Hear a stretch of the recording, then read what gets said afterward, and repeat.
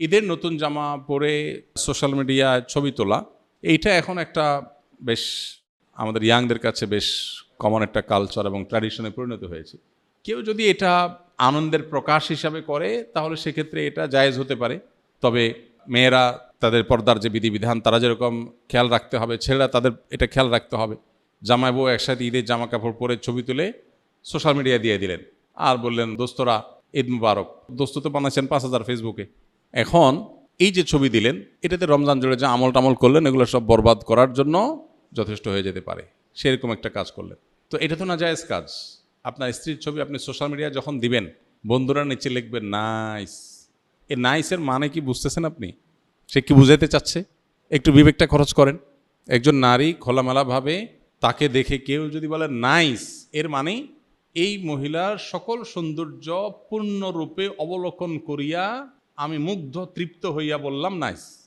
এটা হলো নাইসের তর্জমা। আপনি এবার দেখেন তো আপনার কাছে কেমন লাগছে। নিজের পরিবারের মেয়েদের খোলামেলা পোশাকে সোশ্যাল মিডিয়াতে হোক অফলাইনে হোক মানুষের সামনে উপস্থাপন করার পর যারা দেখে, তারা দেখার পর তাদের মনোজগতে যে চিন্তার উদ্রেক হওয়ার কথা সেটা আমাদের সবার জানা। এটা প্রকৃতিগতভাবে সৃষ্টিগতভাবে এটা খুবই কমন এবং সাধারণ এবং স্বাভাবিক বিষয়। আপনি কিন্তু জানেন। কিভাবে জানেন? কারণ আপনি নিজে কি করেন, বা আপনার এরকম সিচুয়েশনে আপনার মানসিকতার অবস্থা কি হয় আপনি চিন্তা করেন, তাহলে আপনার ফ্যামিলি মেয়েদের ব্যাপারে একই কথা হয়। যেগুলো মানুষ মনে মনে চিন্তা করে এগুলো যে মুখে বলতো আপনি জুতা নিয়ে দৌড়াতেন, কিন্তু আপনি বুঝো না বুঝার ভান করছেন। শরীয়ত কেন পর্দার বিধান দিয়েছে? আপনি নিজেকে খুব উদার, খুব ব্রড, খুব আপনি একেবারে অনেক স্মার্ট আধুনিক বানাচ্ছেন। আপনি তো আসলে সেকেলে।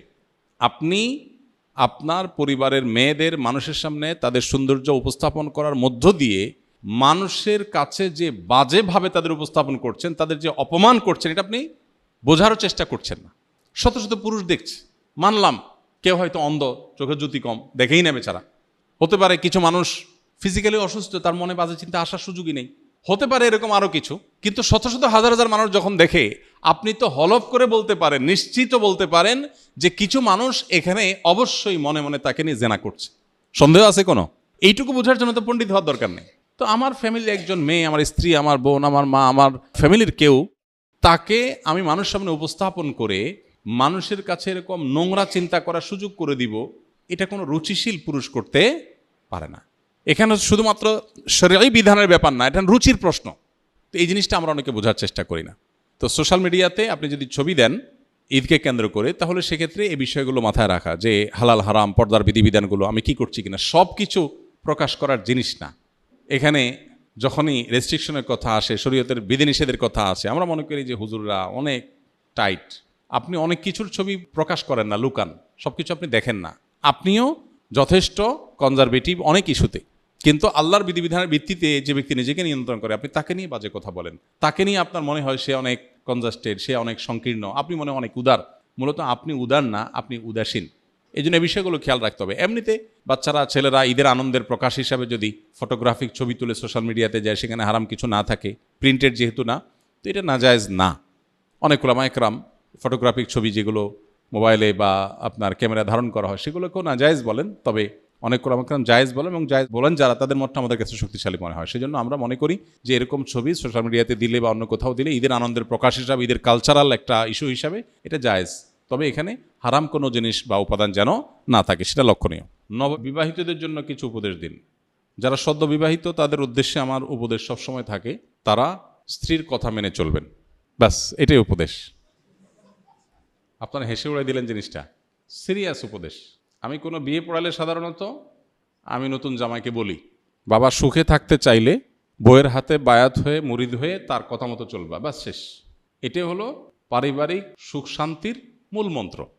আমরা এর আগে কোথায় যেন বলেছিলাম যে আমাদের অফিসে যত মানুষ পারিবারিক দ্বন্দ্ব কলহ নিয়ে আসে, এগুলো নিয়ে যারা ওলামা একরাম যারা এগুলো সমাধান করেন, তাদের এক লাইনে কনক্লুশন হলো যে যত কেস তারা এ পর্যন্ত ডিল করেছেন, এই সব কেসের সামারি হলো, যেই ঘরে অনেক সময় আমাদের ওখানে স্বামী স্ত্রী আসে, দুজনের মধ্যে দ্বন্দ্ব থাকে, এগুলো মিটাবার চেষ্টা করে আলেমরা, কাউন্সেলিং করার চেষ্টা করেন। তো তারা বলেন যে যত কেস আমরা ঘাঁটছি এই নিয়ে, সবগুলো কেসের সামারি অলমোস্ট একটাই, সেটা হলো যেই ঘরে স্বামী স্ত্রীর কথা মতো চলে, স্ত্রীর প্রত্যেকটা কথা মানে, সেখানে কোনো অশান্তি নেই। অশান্তিটাই হলো সেখানে যেখানে কথা শোনা হয় না। বাস, এই জন্য নবদম্পতি যারা আছেন তাদের উভয়েরই এটা আমল করা উচিত। বিশেষ করে ছেলেদের একটু বেশি আমল করতে হয় আর কি, মেয়েদের একটু কম। তবে মেয়েদেরও করা দরকার। আর স্বামী হোক আর স্ত্রী হোক, যিনি জীবনসঙ্গীর কথা যত বেশি শোনার চেষ্টা করবেন, আল্লাহর নির্দেশে বাইরে বললে সেটা না, আল্লাহর নির্দেশের মধ্যে থেকে যত বেশি শোনার চেষ্টা করবেন, তিনি আল্লাহর কাছে তত প্রিয় পাত্র হবেন। মুত্তাকি হিসাবে তত ভালো মুত্তাকি হইতে পারবেন। দাম্পত্য জীবনে আপনার সঙ্গীর সাথে সদাচরণ করা, এটা তো আল্লাহর নির্দেশ।